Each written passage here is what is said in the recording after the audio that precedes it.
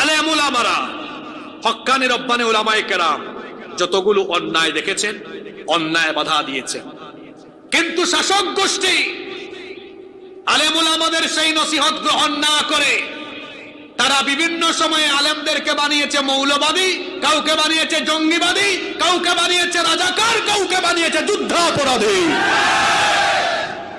মজা বুঝবে সেই দিন আলেমদেরকে কি করেছিলেন? বলবে আমরা তো যা করার করেছি। ইন আনতুম ইল্লা ফি দালালিন কাবীর, মুবিন না কাবীর, তোমরা বড় পথভ্রষ্ট গোমরা।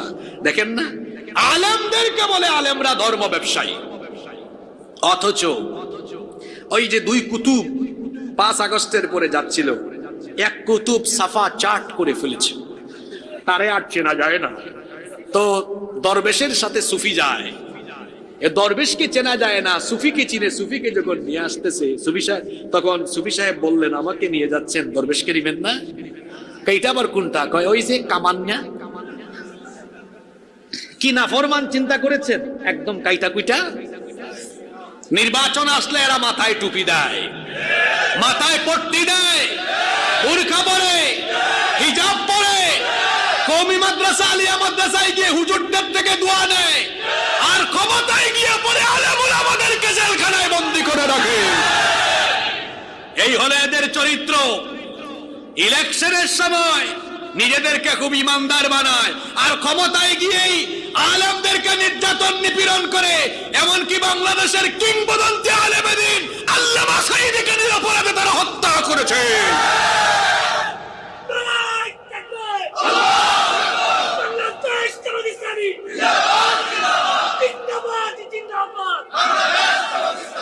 হ্যাঁ ভাই, স্লোগান একসাথে দিয়েন, সামনে কথা আছে তো, জমায়ে একবারে বাইনা দিয়েন। কষ্ট হচ্ছে আপনাদের? আমি যা বলতেছি বানায় বলতেছি কিছু, শুরু থেকে এখন পর্যন্ত সব কোরআনের আয়াত দিয়ে বলছি। ফেরেশতা বলবে কি রে তুই আজকে এখানে আসতিস কেন? দেখেন নাই আল্লাহর আদালতে যাওয়ার আগে এ দুনিয়ার আদালত গুলোতে দেখেন মাঝে মাঝে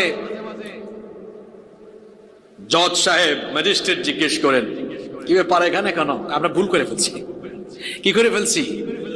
গত 15 বছর আলেম উলামা, হক্কানি রব্বানি পীর মাশায়েখ আলেম উলামাদেরকে কষ্ট দেওয়া হয়েছে,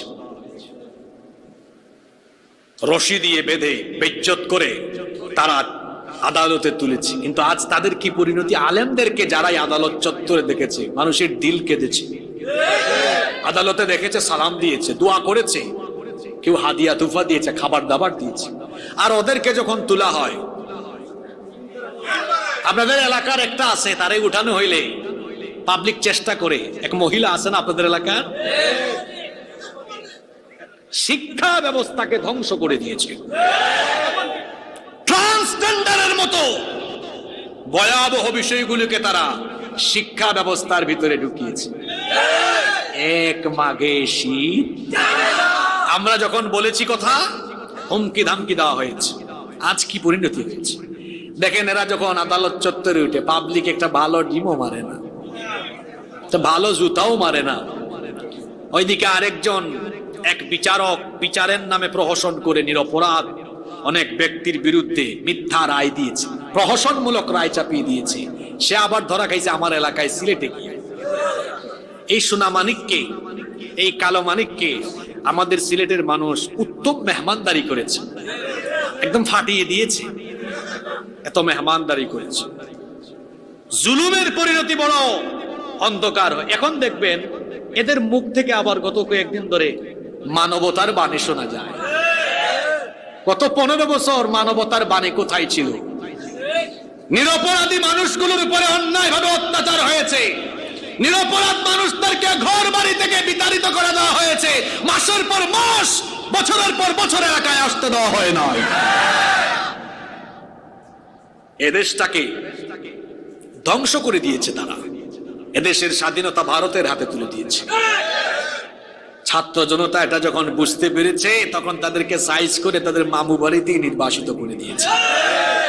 এখন আবার শুনতেছি চট করে ঝুটে যাবেন, চট করে ঢুকবেন, আসেন পাবলিক জট করে ধরবে। বহু হিসাব নিকাশ বাকি।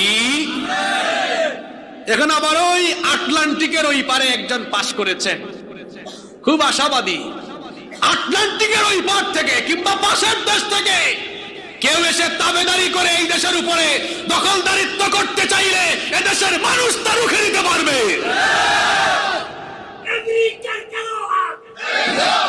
সম্মানিত ভাইয়েরা, সম্মানিত ভাইয়েরা, কোথায় ছিলাম মনে আছে? ফেরেশতা জিজ্ঞেস করতেছে, কিরে ব্যাকল, এখানে আসছো কেন? তোদেরকে সতর্ক করা হয় নাই? হ্যাঁ, সতর্ক করা হয়েছিল। তো সতর্ক যদি করাই হয়, তারপরে এখানে আসলি কেন? হয়তো আমরা তো সেই সময় তাদের কথা শুনি নাই। তখন আফসোস করে বলবে, وقالوا لو كنا نسمع أو نعقل ما كنا في أصحاب السعير। আমাদেরকে যা বলা হয়েছিল সেগুলো যদি আমরা মানতাম, অনুধাবন করতাম, সেগুলো যদি আমরা মেনে চলতাম, তাহলে আজকে আমাদেরকে এই দাউ দাউ করে জ্বলা জাহান্নামের সম্মুখীন হওয়া লাগতো। তখন আর আফসোস করে লাভ হবে না। আল্লাহ ফেরেশতাদেরকে বলবেন, এই জাহান্নামীটাকে ধর, ডান্ডা বেরি লাগা, শিকল পরা, জাহান্নামে ঢুকানোর সময় জাহান্নামের পোশাকও পরিধান করা। জাহান্নামীদের পোশাক কেমন হবে শুনেন। এই যে আপনাদের গায়ে এখন কাপড় আছে, এগুলো সুতার তৈরি কাপড়, আর জাহান্নামীদের কাপড় হবে, আল্লাহ বলছেন, ফাল্লাযীনা কাফারু কুত্তিআত লাহুম সিয়াবুম মিন নার। অতএব যারা নাফরমানি করেছে, সেই গুনাহগার পাপী তাপী জাহান্নামীদেরকে আগুনের তৈরি পোশাক পরিধান করানো হবে। আগুনের তৈরি পোশাক যদি পরিধান করানো হয়, তাহলে গায়ের চামড়া কি থাকবে না জ্বলে যাবে? যখন জ্বলে যাবে শাস্তি শেষ হবে না। আল্লাহ বলছেন, কুল্লামা নাদিজাত জুনুদুহুম বাদদালনাহুম জুনুদান গায়রাহা লিয়াযুকুল আযাব। যখনই আযাবের কারণে, আগুনে পুরানোর কারণে চামড়া জ্বলে যাবে, পুড়ে যাবে, পুড়ে যাওয়ার চামড়ায় আবার নতুন চামড়া লাগায় দেওয়া হবে। এইভাবে করে শাস্তি চলবে। ইউসাব্বু মিন ফাওকি রুউসিহিমুল হামিম। মাথার উপরে ফুটন্ত গরম পানি ঢালা হবে। মাথার উপরে যখন ফুটন্ত গরম পানি ঢালা হবে, তখন তাদের শরীরের চামড়া সহ পেটের ভিতরের নাড়ি বুড়ি পর্যন্ত জ্বলে যাবে। জাহান্নামীরা এইভাবে করে জাহান্নামে আযাবের পর আযাব, শাস্তির পর শাস্তি ভোগ করবে। জাহান্নামীরা পিপাসার্ত হয়ে যাবে, আল্লাহর কাছে পানি ভিক্ষা চাইবে, আল্লাহ একটু আমাদেরকে পানি দাও। যখন তারা জাহান্নামীরা আল্লাহর কাছে পানিও চাইবে, আল্লাহ বলছেন তাদেরকে পানিও দেওয়া হবে। সেই পানির ধরনটা কেমন? লা ইয়াযুকুনা ফিহা বারদাও ওয়ালা শারাবা ইল্লা হামিমান ওয়া গাসসাকা। সুপিও তৃপ্তি নিবারণকারী কোন ঠান্ডা পানি তারা পাবে না, বরং যখনই তারা পানীয় চাইবে, উত্তপ্ত গরম পানি দেওয়া হবে। ঠোঁটের আগায় না মাত্রই সব জ্বলে যাবে। শুধু তাই নয়, শরীরে ঘা হলে পরে যে পুজ বের হয়, এই পুজ তাদেরকে দেওয়া হবে। অন্য আয়াতে আল্লাহ বলেছেন, খাবার খেতে চাইলে লা ইউসমিনু ওয়ালা ইউগনি মিন জু, লাইসা লাহুম তাআমুন ইল্লা মিন দারি', লা ইউসমিনু ওয়ালা ইউগনি মিন জু। গরু ছাগল তো খায় ঘাস, কিন্তু জাহান্নামীরা গরু ছাগলের চাইতে খারাপ। এদেরকে দেওয়া হবে কাঁটাযুক্ত ঘাস, কোনো ফ্রেশ ঘাস দেওয়া হবে না। জাহান্নামীরা ঘাস যখন ক্ষুধার যন্ত্রণায় গলার ভিতর দিয়ে গিলতে চাইবে, গলার মধ্যে আটকে যাবে, কারণ সেগুলো কাঁটাযুক্ত ঘাস। আবার তাদের জন্য আছে ইন্না শাজারাতাজ যাক্কুম তাআমুল আথিম, পাপীদের জন্য আছে যাক্কুম নামক এক ধরনের নিকৃষ্ট খাবার। এই ধরনের খাবার আর পানীয় জাহান্নামীরা খেতে পারবে না, পান করতে পারবে না, বড় কঠিন অবস্থায় পড়ে যাবে। হঠাৎ করে জাহান্নামীরা জান্নাতীদেরকে দেখবে, জান্নাতীরা সেখানে খাবার পানীয় সব কিছু খেয়ে দেয়ে বড় মজায় আছে, আরামে আছে, ফুর্তিতে আছে। জাহান্নামীরা দেখবে, আহারে নামাজি ভাইয়েরা, দিনদার ভাইয়েরা, কোরআনের রাজ কায়েমের জন্য যারা দুনিয়াতে কষ্ট করত, পরিশ্রম করত, দিন কায়েমের ওই লোকদেরকে দেখা যায়। জাহান্নামীরা এবার জান্নাতীদেরকে দেখার পরে জান্নাতীদের কাছে গিয়ে খাবার আর পানীয় ভিক্ষা চেয়ে বলবে। আল্লাহ তাআলা কোরআনে কারিমে তাদের কথা উঠিয়ে দিয়েছেন, ওয়ানাদা আসহাবুন النار أصحاب الجنة أن أفيضوا علينا من الماء أو مما رزقكم الله জাহান্নামীরা গিয়ে জান্নাতীদেরকে বলবে, হে জান্নাতি ভাইয়েরা, তোমাদের উপরে রব্বুল আলামিন কত দয়া করেছেন, কত খাবার পানীয় রিজিক দিয়েছেন, আমাদেরকে কিছু খাবার দাও, কিছু পানীয় ভিক্ষা দাও। জাহান্নামীদেরকে তখন জান্নাতি লোকেরা জবাব দিবে, ক্বালু ইন্নাল্লাহা হারামাহুমা আলাল কাফিরিন। তোমাদের মতো কাফির নাফরমান পাপী জাহান্নামীদের জন্য এই জান্নাতের নিয়ামত যিনি হারাম করে দিয়েছেন তিনি কি? আল্লাহ। মন খারাপ আপনাদের না? জাহান্নামীদের মন একদিকে মাইলের উপর, অন্যদিকে খাবারও নাই, পানীয়। জাহান্নামীদের এবার দেখা হবে তাদের নেতা শয়তানের সাথে। দুনিয়াতে যত পাপ করলো সব পাপ করেছে শয়তানের ধোঁকায়। আর এই শয়তান হলো দুই প্রকার। লাইনে আসছে কিন্তু আপনাদেরকে দিয়ে যত গুনাহ এখন হচ্ছে, সমস্ত গুনাহ করাচ্ছে কয় জাতের শয়তান? আচ্ছা, ওই দুই জাতের শয়তানের নাম কি? মাশাআল্লাহ, এটা অ্যাক্টিভ শ্রোতা। আল্লাযী ইউওয়াসওয়িসু ফি সুদুরিন নাসি মিনাল জিন্নাতি ওয়ান নাস। এক্সিলেন্ট শ্রোতা, প্রশ্নের আগে জবাব দিয়েছে। জবাবটা কোরআনে আছে না? মানুষের অন্তরে ওয়াসওয়াসা দানকারী শয়তানগুলো হয় মিনাল জিন্নাতি, জিন্নাত থেকে, জিন থেকে, আর আরেকটা হলো ওয়ান নাস, মানুষ থেকে। চাঁদপুরে মানুষ রূপী শয়তান নাই, এদেরকে বাইর করবো একটু পরে। এবার আসেন, জিন শয়তানও ওয়াসওয়াসা দেয়, দেয় না?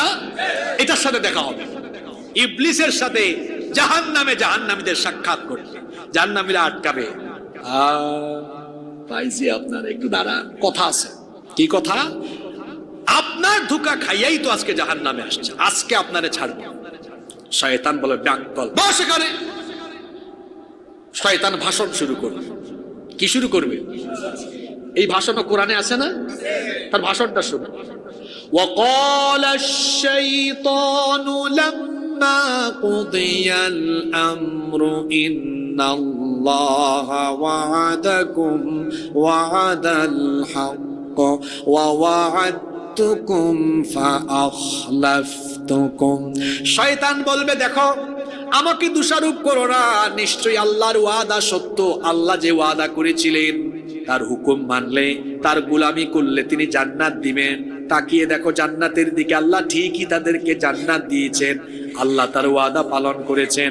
আর আমার ওয়াদা ছিল ভিন্ন। আমার ওয়াদা ছিল খাও দাও ফুর্তি করো, আল্লাহর সাথে নাফরমানি করো, আগামীকাল বাঁচবে কিনা চিন্তা করো।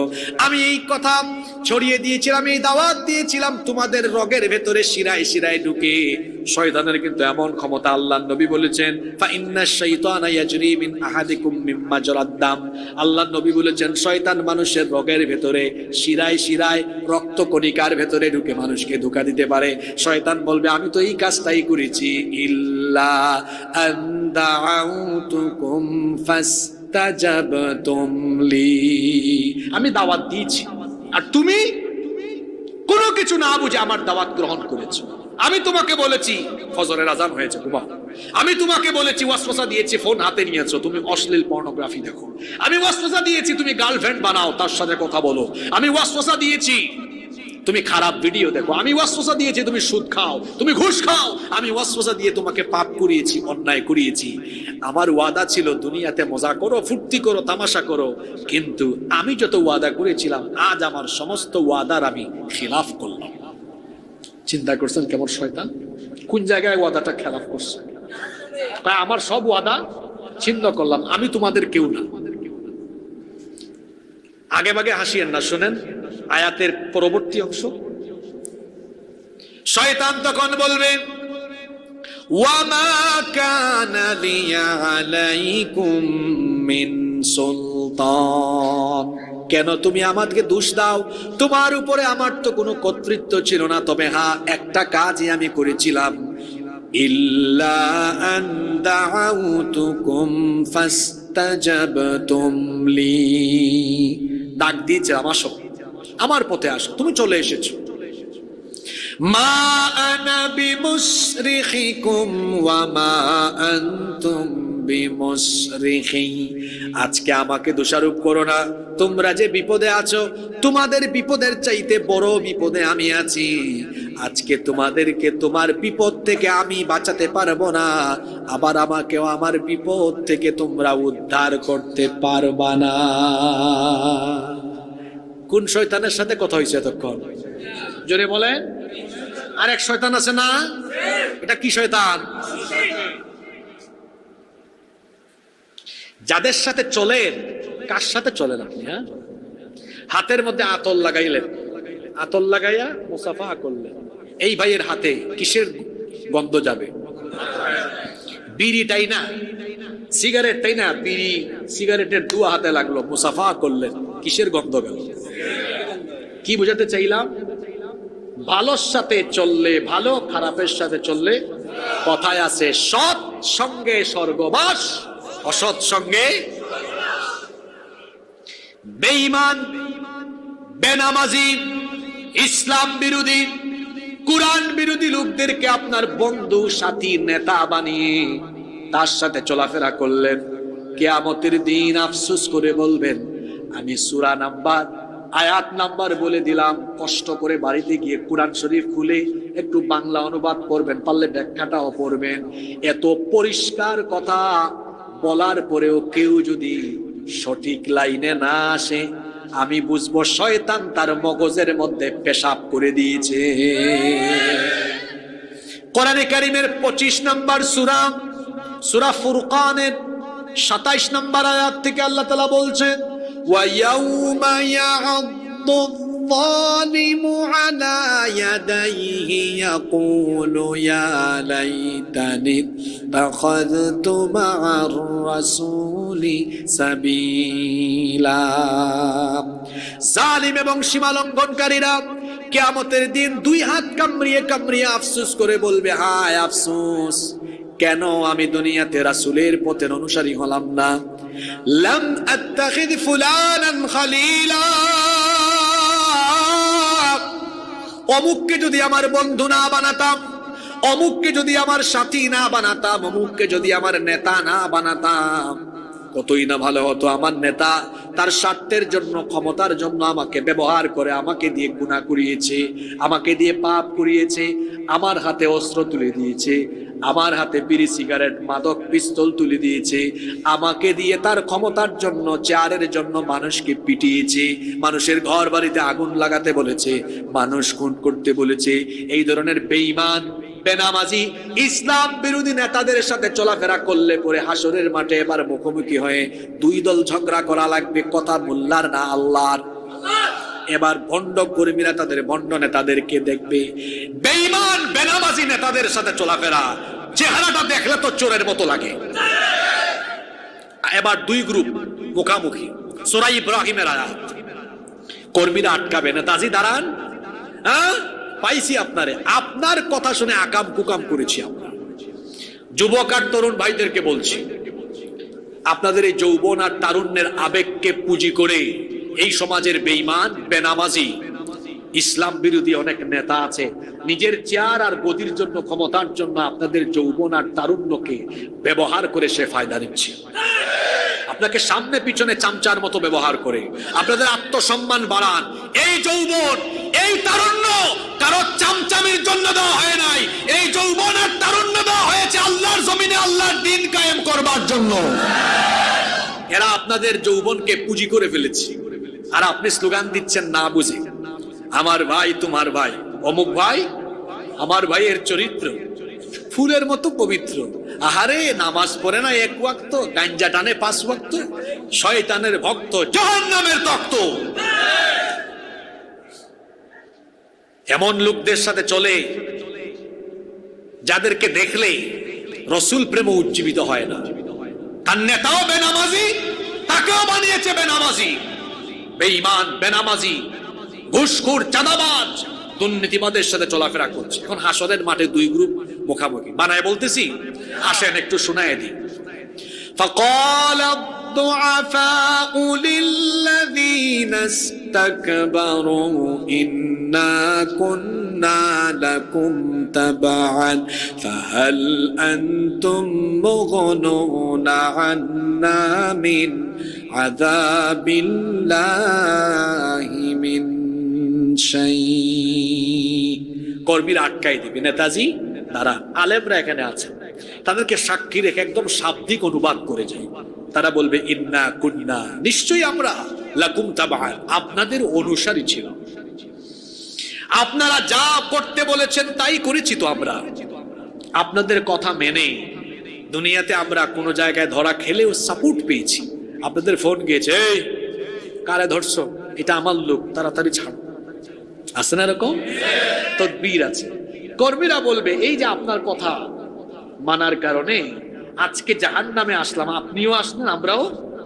দুনিয়াতে তো আপনি হেল্প করেছেন সাপোর্ট দিয়েছেন ফাহাল আনতুম মুগনুনা আন্না মিন আযাবিল্লাহি মিন শাই আজকে আল্লাহর আযাব থেকে আমাদেরকে রক্ষা করার জন্য আজ কি কিছু করতে পারবেন এই প্রশ্ন কর্মী করেছে কারে জোরে বলেন নেতাদের অভ্যাস কি মাইক পাইলে মাইক না ছাড়া তখন নেতারা ওই জায়গায় ভাষণ শুরু করে বস আমার বক্তৃতা আছে শোন কর্মীরা প্রত্যাশা নিয়ে শুনতে চাইবে দেখি নেতা কি কয় কিন্তু নেতার কাছ থেকে যেটা শুনবে আরো হতাশ হয়ে যাবে নেতা তখন বলবে ক্বালু লাউ হাদানাল্লাহু লাহাদাইনাকুম আল্লাহ যদি আমাদেরকে হেদায়েত দিতেন তাহলে তোদেরকেও আমরা হেদায়েতের পথে ডাকতাম আল্লাহ তো আমাদের কপালেই হেদায়েত রাখেন কোন জায়গায় বলছে এই কথা চিন্তা করছেন বক্তব্য কিন্তু শেষ না আরো আছে নেতা তার কর্মীদেরকে আরো বলবে এত লাফালাফি করিস না সাওয়াউন আলাইনা আজাজি'না আম সাবারনা মা লানা মিন মাহিস আজকে ধৈর্য ধরো আর না ধরো আমি নেতা আর তোমরা কর্মী আমাদের উভয়ের অবস্থা আজকে জাহান্নামের সমান সমান আল্লাহ এটা শোনার পরে কর্মীরা বলবেন না এটা আমরা আল্লাহ বলবেন কি রে কে আবার কি মানে না কর্মীরা তখন বলবে আল্লাহ আমাদের নেতাদের এই কথা আমরা মানি না তারা বলে আজকে নাকি তাদের আর আযাব আমাদের জাহান্নামে সমান সমান তো আল্লাহ বলবেন তোরা তাহলে কি মানস তারা বলবে আল্লাহ আজকে আমাদের নেতাদের বিরুদ্ধে আপনার কাছে আমাদের আবেদন হলো দুইটা জোরে বলেন কয়টা আল্লাহ বলবেন তোরা বল এক নাম্বার আবেদন তারা বলবে আল্লাহ এই নেতাগুলো দুনিয়াতে আমাদেরকে চামচার মতো ব্যবহার করেছে সামনে পিছনে চামচা বানিয়ে আমাদেরকে চলাফেরা করেছে আজকে এদেরকে একটু আমাদের সামনে এনে দেন আল্লাহ বলবেন সামনে দিলে তোরা কি করবি তখন কর্মীরা বলবে একটু সামনে দেন সামনে যদি দেন তাহলে আমরা কি করব শুনেন নাজআলহুমা তাহতা আকদামিনা লিয়াকুনা মিনাল আসফালিন এদেরকে আমাদের সামনে দেন এদের বুকের উপরে উঠে এদেরকে পদদলিত করে দলিত মতিত করে তারপরে জাহান্নামে যাব নেতা তোমার নেতাগিরি ছুটাই দিবে আর কি আরেকটা চাওয়া হলো রব্বানা ইন্না আতানা সাদাতানা ওয়া কুবারানা ফাআদাল্লুনা সাবিলা হে আমাদের রব আমরা আমাদের এই সর্দার এই নেতাদের আনুগত্য করতাম তারা আমাদেরকে পথভ্রষ্ট করেছিল আজকে আমাদের দুই নাম্বার চাওয়া হলো রব্বানা আতিহিম ضعفين من العذاب والعنهم لعنا كبيرا ربنا है আমাদের রব আতিহিম এদেরকে দেন ضعفين من العذاب আমাদের আযাবের ডবল আযাব আর জাহান্নামে আমাদেরকে যে আযাব দিবেন আমাদের নেতাগুলারে আরো ডবল করে কয়টা কথা এক নাম্বার এদের বুকের উপরে তারা পারাতে চাইবে দুই দ্বিগুণ শাস্তি কামনা করবে তাহলে যে ভণ্ড নেতাদের পেছনে চললে পড়ে জাহান্নামে এই কঠিন অবস্থার সম্মুখীন হওয়া লাগবে দুনিয়াতে থাকা অবস্থায় ভণ্ড, বেঈমান, বেনামাজি, কোরআন বিরোধীদেরকে ছেড়ে রাসূলের পথের পথিকদের সাথী হওয়ার দরকার আছে না নাই? কাদের অনুসরণ করেন আপনারা? দেখেন না, কর্মীদেরকে বিপদের সম্মুখে ফেলে দিয়ে তারা নিজেরা সেফ এক্সিট নিয়ে দেশের বাইরে চলে যায়। এখনো যারা তলে তলে তলে তলে কথা বলে তাদেরকে আমি বলবো, আপনাদের লজ্জা হওয়া দরকার। এজন্য লজ্জা হওয়া দরকার। আপনাদেরকে বিপদের মুখে ফেলে দিয়ে তারা আপনাদেরকে ফেলে চলে গিয়েছে, এরা আপনাদের নেতা হতে পারে না। এই দল করেন পরিচয় দেওয়া আপনার জন্য লজ্জার ব্যাপার। বিভিন্ন এলাকায় এলাকায় পাতি নেতা আছে না? আমি আমার ভাষায় বলি এদেরকে চামচা।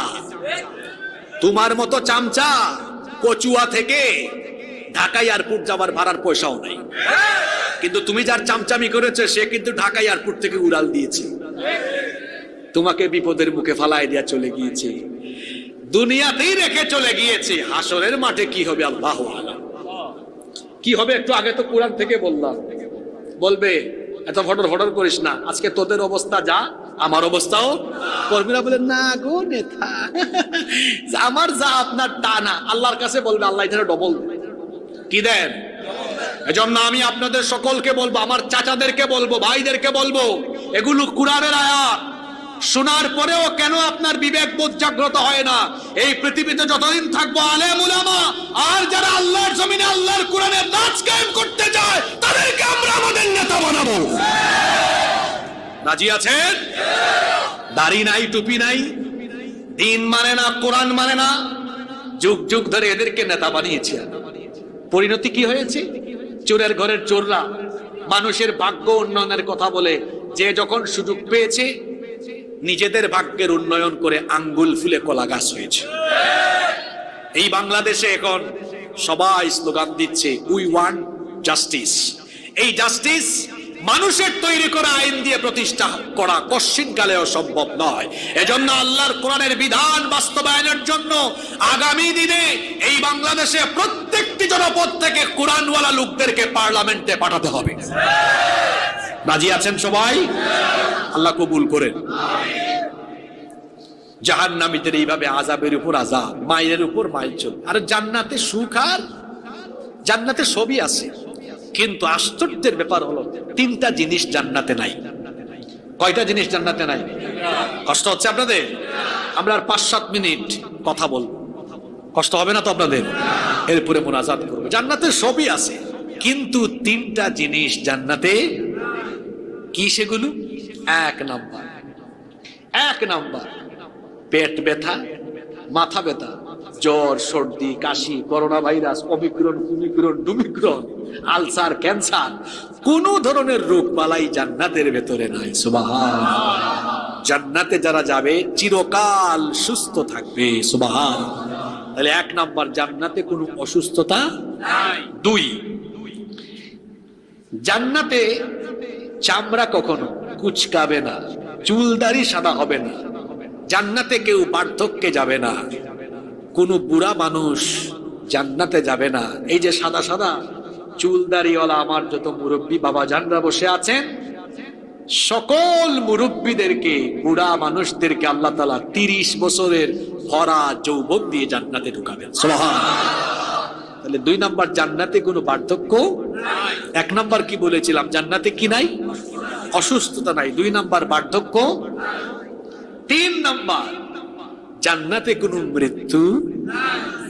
কোনো মৃত্যু নাই, ফুর্তি আর মজা। আর আল্লাহ তাআলা জান্নাতীদেরকে জান্নাতে দেওয়ার পরে বলবেন, আচ্ছা জান্নাতীরা, তোরা যে এত কিছু পাইলি, দুনিয়াতে এত কষ্ট করলি, নামাজ, রোজা, হজ, যাকাত সবই আদায় করলি, কোরআন তেলাওয়াত করলি, মা বাপের খেদমত করলি, অন্যায় পথে চললি না, ঘুষ খাইলি না, সুদ খাইলি না, হারাম খাইলি না, এত কষ্ট করলি, আজকে যে এত বিশাল বিশাল জান্নাত, এত নিয়ামত, খাবার দাবার, ড্রিঙ্কস, হুর, জান্নাতের বালাখানা, এত কিছু দিলাম, তুমি কি খুশি?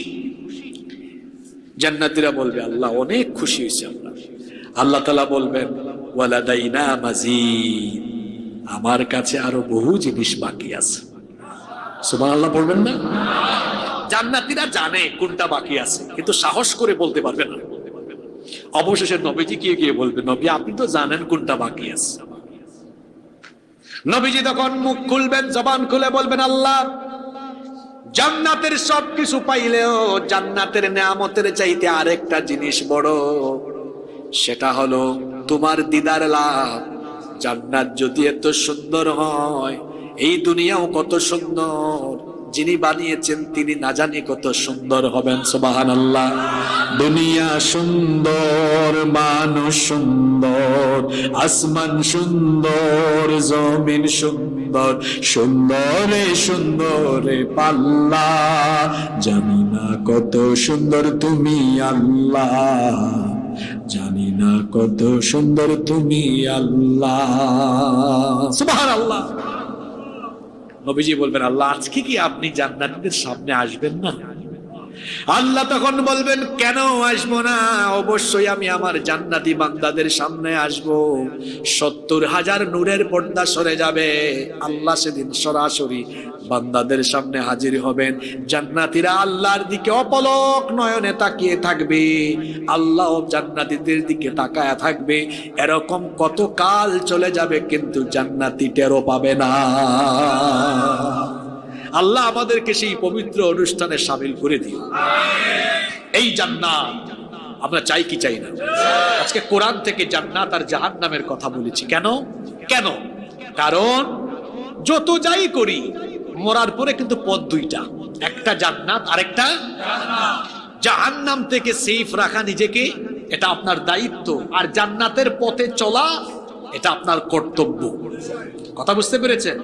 আবার বলি, জাহান্নাম থেকে নিজেকে বাঁচিয়ে রাখা আপনার দায়িত্ব, আর জান্নাতের পথে চলা আপনার কর্তব্য। জাহান্নাম থেকে বাঁচাবেন কিভাবে? দুনিয়াবি এই জীবনে সকল ধরনের গুনাহ, পাপ, সবকিছু থেকে নিজেকে সেফ রাখতে হবে। কোনো গুনাহের ধারে কাছে যাওয়া, আর জান্নাতের পথে চলতে হলে কর্তব্য পালন করতে হবে, কাজ করতে হবে। হ্যাঁ, নামাজ কেন দিয়েছেন আল্লাহ?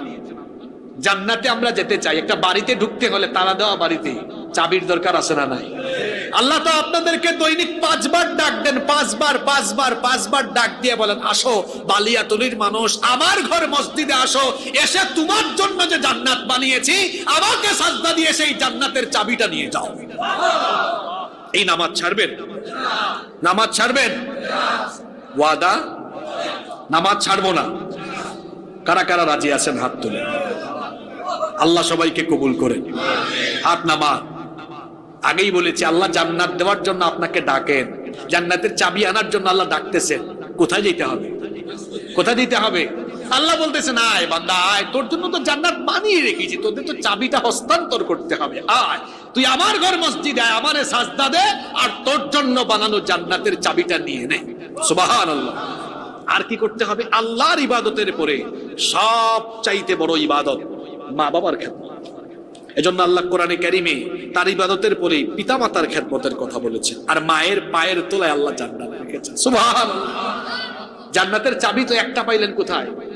মসজিদে। আর জান্নাতকে সহজে হাসিল করার আরেকটা প্রক্রিয়া বলে দিলাম, মা বাবার খেদমতের। মাকে খুশি করেন, বাপকে খুশি করেন, জান্নাত দিবেন কে?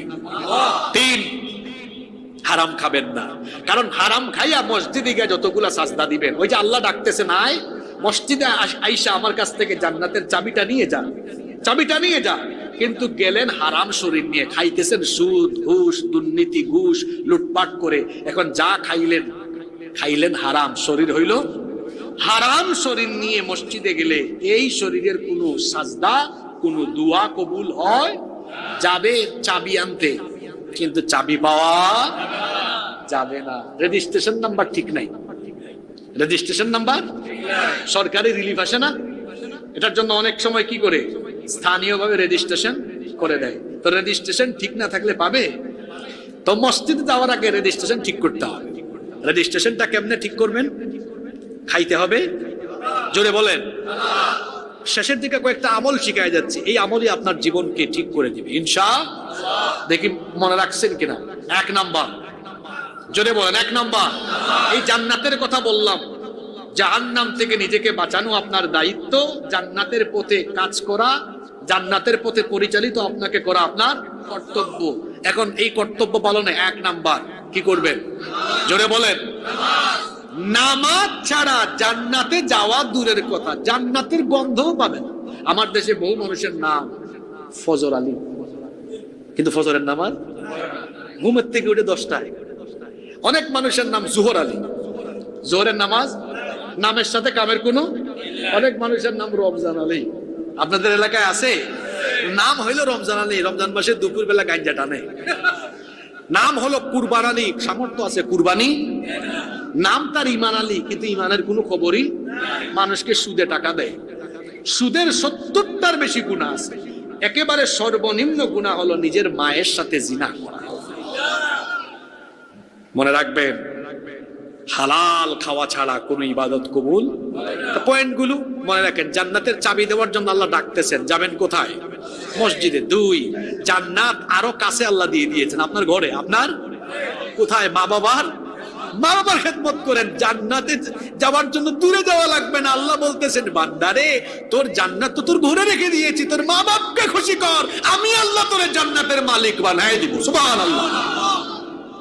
2, 3, এই যে যত ইবাদত করবেন, জিকির আজকার করেন, নামাজ পড়েন, রেজিস্ট্রেশন ঠিক করতে হবে। আর রেজিস্ট্রেশন ঠিক করার জন্য কি খাইতে হবে? খায় হারাম, সব টাকা হারামের টাকা। হারামের টাকা দিয়ে হজে গিয়ে বলে, লব্বাইক আল্লাহুম্মা লব্বাইক লব্বাইক লা শারীকা লাক লব্বাইক ইন্নাল হামদা ওয়ান নি'মাতা লাকা ওয়াল মুলক লা শারীকা লাক।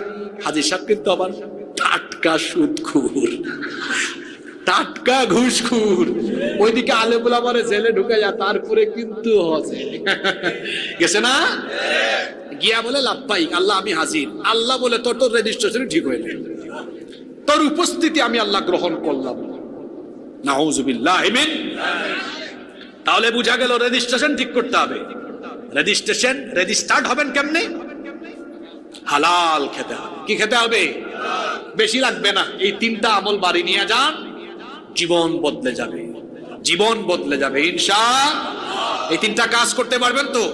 যুবকদেরকে বলে যাচ্ছি, ভাই দুনিয়াতে ইজ্জত চাও, সম্মান চাও, মর্যাদা চাও, যার মা আছে বাবা আছে খেদমত করো।